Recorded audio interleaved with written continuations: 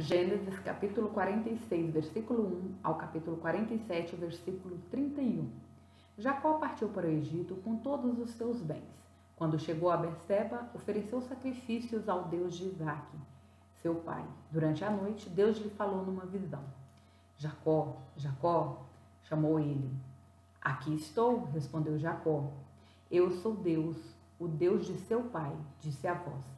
Não tenha medo de descer ao Egito, pois lá farei de sua família uma grande nação. Descerei com você ao Egito e certamente o trarei de volta. E José estará ao seu lado quando você morrer.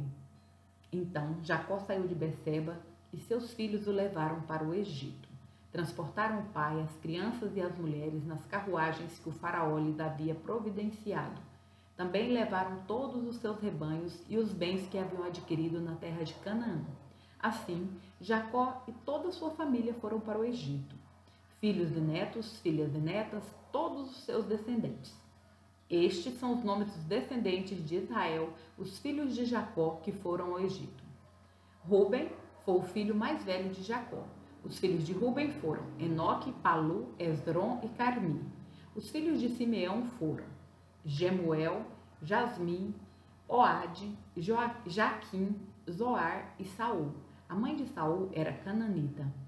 Os filhos de Levi foram Gerson, Coate e Merari. Os filhos de Judá foram Onã, Selá, Perez e Zerá, embora e Onã tivessem morrido na terra de Canaã. Os filhos de Perez foram Esrom e Amuel. Os filhos de Sacar foram Tolá, Puá, Jazube e Sirum. Os filhos de Zebulon foram Sered, Elon e Jaleel. Estes foram os filhos de Lia e Jacó, nascidos em Padã-Arã, além de sua filha Diná. Por meio de Lia, Jacó teve 33 descendentes, tanto homens quanto mulheres. Os filhos de Gade foram Zefon, Agi, Suni, Esbom, Eri, Arode e Areli. Os filhos de Aser foram Imá, Isvá, Isvi e Berias. A irmã dele chamava Sera. Os filhos de Berias foram Eber e Malquiel. Esses foram os filhos de Zilpa, serva de Lia, serva dada a Lia por Labão, seu pai, por meio de Zilpa, Jacó teve 16 descendentes. Os filhos de Raquel, mulher de Jacó, foram José e Benjamim. Os filhos de José, nascido no Egito, foram Manassés e Efraim. Sua mãe foi Azenate, filha de Potífera, sacerdote de On. Os filhos de Benjamim foram Belá, Bequer, Asbel, Gerá, Naamã, Ei, Ros, Mupim, Upim e Arde. Esses foram os filhos de Raquel e Jacó. Por meio de Raquel, Jacó teve 14 descendentes. Os filhos de Dan foi Uzim. Os filhos de Naphtali foram Jazeel, Guni, Jezer e Silém. Esses foram os filhos de Bila, serva dada a Raquel por Labão, seu pai. Por meio de Bila, Jacó teve 7 descendentes. No total, 66 descendentes diretos de Jacó foram com ele para o Egito, sem contar as esposas de seus filhos. Além deles, José teve 2 filhos que nasceram no Egito, totalizando 70 membros da família de Jacó no Egito. Quando estavam quase chegando, Jacó enviou Judá adiante para encontrar-se com José e pedir informações sobre o caminho para Gósen. José mandou preparar sua carruagem e partiu para Gósen a fim de encontrar-se com seu pai Jacó. Quando José chegou, abraçou fortemente seu pai e, sem soltá-lo, chorou por longo tempo.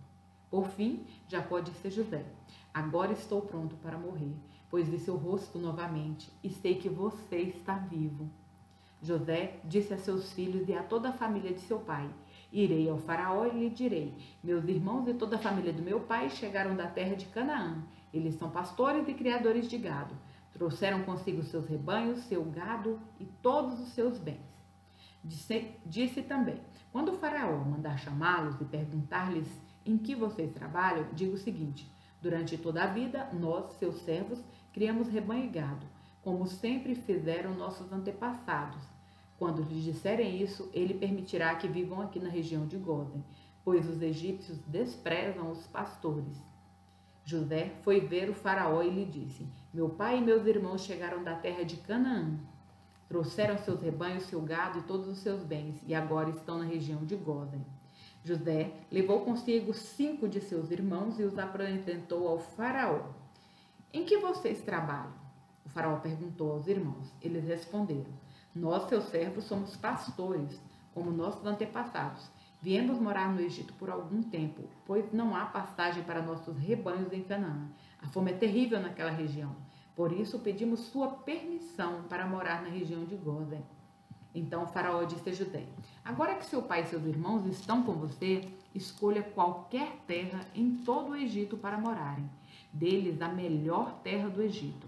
Que vivam na região de Gósen. Se você descobrir entre eles homens capazes, coloque-os para cuidar de meus rebanhos. Em seguida, José trouxe seu pai, Jacó, e o apresentou ao faraó. E Jacó abençoou o faraó. Quantos anos o senhor tem? Perguntou o faraó. Jacó respondeu: Tenho andado por este mundo há 130 árduos anos.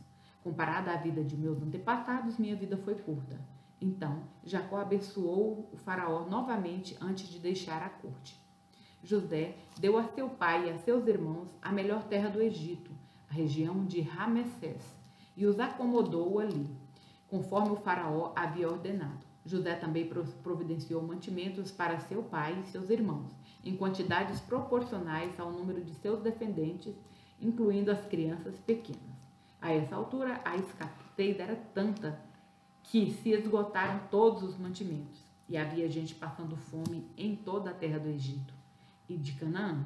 Com o tempo, vendendo cereais para o povo, José arrecadou todo o dinheiro do Egito e de Canaã e o depositou no tesouro do faraó.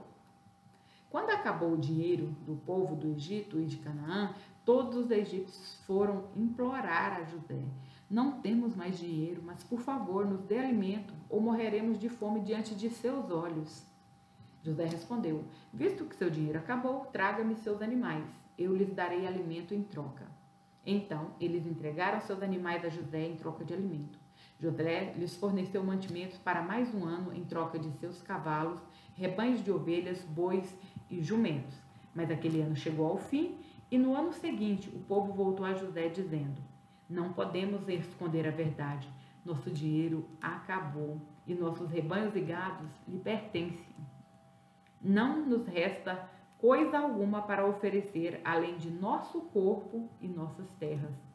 Por que morreríamos de fome diante de seus olhos? Compre nossas terras em troca de mantimento. Oferecemos nossas propriedades e nós mesmos como servos do faraó. Dê-nos cereais para que vivamos e não morramos, e para que a terra não fique vazia e desolada. Assim, José comprou toda a terra do Egito para o faraó. Todos os egípcios venderam seus campos, pois a fome era terrível, e em pouco tempo todas as terras passaram a ser propriedade do faraó. Quanto ao povo, José os tornou todos escravos, de uma extremidade do Egito à outra. As únicas terras que ele não comprou foram as dos sacerdotes. Eles recebiam do faraó uma porção regular de mantimentos, por isso não precisavam vender suas terras. Então José disse ao povo: Hoje eu comprei vocês e suas terras para o faraó. Em troca, fornecerei sementes para cultivarem os campos. Quando vocês os ceifarem, 1/5 da colheita será do faraó. Fiquem com os outros 4/5 e usem como alimentos para vocês, para os membros de sua casa e para suas crianças. O Senhor salvou nossa vida, exclamaram. Permita-nos servir ao faraó. Então José mandou publicar um decreto que vale até hoje na terra do Egito, segundo o qual 1/5 de todas as colheitas pertence ao faraó. Apenas as terras dos sacerdotes não foram entregues ao faraó. Enquanto isso, o povo de Israel se estabeleceu na região de Gósen, no Egito.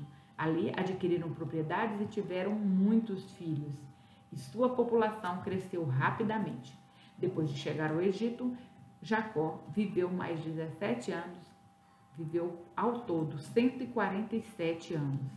Quando se aproximava a hora de sua morte, Jacó chamou seu filho José e lhe disse: Peço que me faça um favor. Coloque sua mão debaixo de minha coxa e jure que mostrará sua bondade e lealdade a mim, atendendo a este último desejo. não me sepulte no Egito. Quando eu morrer, leve meu corpo para fora do Egito e sepulte-me com meus antepassados. José prometeu: farei como o Senhor me pede. Jure que o fará, insistiu. José fez o juramento e Jacó se curvou humildemente à cabeceira de sua cama. Mateus capítulo 15, versículos 1 ao 28. Então, alguns fariseus e mestres da lei chegaram de Jerusalém para ver Jesus e lhe perguntaram: por que seus discípulos desobedecem à tradição dos líderes religiosos? Eles não respeitam a cerimônia de lavar as mãos antes de comer. Jesus respondeu: e por que vocês, com suas tradições, desobedecem ao mandamento de Deus? Pois Deus ordenou: honre seu pai e sua mãe, e quem insultar seu pai ou sua mãe será executado. Em vez disso, vocês ensinam que, se alguém disser a seus pais: sinto muito, mas não posso ajudá-los, jurei entregar como oferta a Deus aquilo que eu teria dado a vocês. Não precisará mais honrar seus pais. Com isso, vocês anulam a palavra de Deus em favor de sua própria tradição. Hipócritas! Isaías tinha razão quando assim profetizou a seu respeito. Este povo me honra com os lábios, mas o coração está longe de mim. Sua adoração é uma farsa, pois ensina ideias humanas como se fossem mandamentos divinos. Jesus chamou a multidão para perto de si e disse: ouçam e procurem entender. Não é o que entra pela boca que os contamina. Vocês se contaminam com as palavras que saem dela. Então os discípulos vieram e perguntaram: o Senhor sabe que ofendeu os fariseus com isso que acabou de dizer? Jesus respondeu: toda planta que meu Pai Celestial não plantou será arrancada pela raiz. Portanto, não façam caso deles. São guias cegos conduzindo cegos, e, se um cego conduzir outro, ambos cairão numa vala. Então Pedro disse: explique-nos a parábola de que as pessoas não são contaminadas pelo que comem. Ainda não entendem? Perguntou Jesus. Tudo o que comem passa pelo estômago e vai para o esgoto. Mas as palavras vêm do coração, e é isso que os contamina. Pois do coração vêm maus pensamentos, homicídio, adultério, imoralidade sexual, roubo, mentiras e calúnias. São essas coisas que os contaminam. Comer sem lavar as mãos não os contaminará. Então Jesus deixou a Galileia rumo ao norte, para a região de Tiro e Sidom. Uma mulher cananeia que ali morava veio a ele suplicando: Senhor, filho de Davi, tenha misericórdia de mim. Minha filha está possuída por um demônio que a atormenta terrivelmente. Jesus não disse uma só palavra em resposta. Então os discípulos insistiram com ele: mande-a embora. Ela não para de gritar atrás de nós. Jesus disse à mulher: fui enviado para ajudar apenas as ovelhas perdidas do povo de Israel. A mulher, porém, aproximou-se, ajoelhou-se diante dele e implorou mais uma vez: Senhor, ajude-me. Jesus respondeu: não é certo tirar comida das crianças e jogá-las aos cachorros.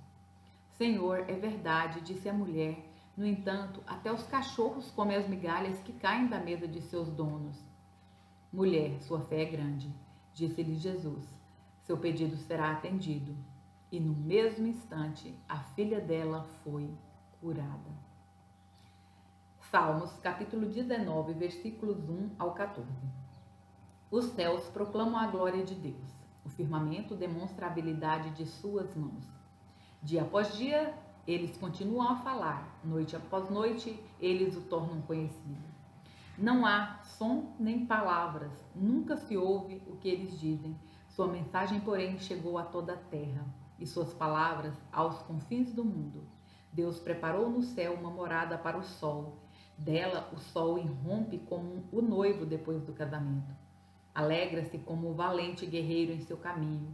O sol nasce numa extremidade do céu e realiza seu trajeto até a outra extremidade. Nada pode se esconder de seu calor. A lei do Senhor é perfeita e revigora a alma. Os decretos do Senhor são dignos de confiança e dão sabedoria aos ingênuos. Os preceitos do Senhor são justos e alegram o coração. Os mandamentos do Senhor são límpidos e iluminam a vida. O temor do Senhor é puro e dura para sempre. As instruções do Senhor são verdadeiras e todas elas são corretas. São mais agradáveis do que o ouro, mesmo o ouro puro. São mais doces que o mel, mesmo o mel que goteja do favo. São uma advertência para teu servo, grande recompensa para quem os cumpre. Quem é capaz de distinguir os próprios erros? Absolve-me das faltas que me são ocultas. Livra teu servo dos pecados intencionais. Não permitas que me controlem. Então serei inculpável e inocente de grande pecado.